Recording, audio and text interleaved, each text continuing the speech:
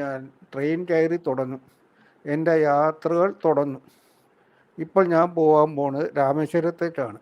രാമേശ്വരത്ത് പോയി ഒന്ന് മുടി വെട്ടണം. അതെ, അത് ഒരു ആഗ്രഹമാണ്. ഞാൻ ഒരു തീരുമാനം എടുത്തിരുന്നു, ഓരോ സംസ്ഥാനത്ത് പോയി മുടി വെട്ടണമെന്ന്. ആ തീരുമാനത്തിന് വേണ്ടി രാമേശ്വരത്ത് ഞാൻ പോയിരുന്നെങ്കിലും അന്ന് എനിക്ക് അവിടെ മുടി വെട്ടാൻ കഴിഞ്ഞില്ല. പിന്നെ ഞാൻ മുടി വെട്ടിയത് നേപ്പാളിൽ പോയ, അതെ, ശ്രീബുദ്ധൻ്റെ നാട്ടിൽ നേപ്പാളിൽ ചെന്ന് ശ്രീബുദ്ധൻ ജനിച്ച ലുംബിനിയിൽ നിന്നാണ് വെട്ടിയത്.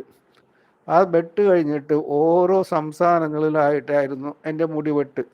അവസാനം വെട്ടിയത് ഇംഗ്ലണ്ടിൽ, റഗ്ബിയിൽ. അപ്പോൾ ഇപ്പോൾ വെട്ടേണ്ടത് തമിഴ്നാട്ടിലല്ല. തമിഴ്നാട്ടിൽ ഞാൻ ഒരിക്കൽ വെട്ടിക്കഴിഞ്ഞു, അത് കന്യാകുമാരിയിലായിരുന്നു.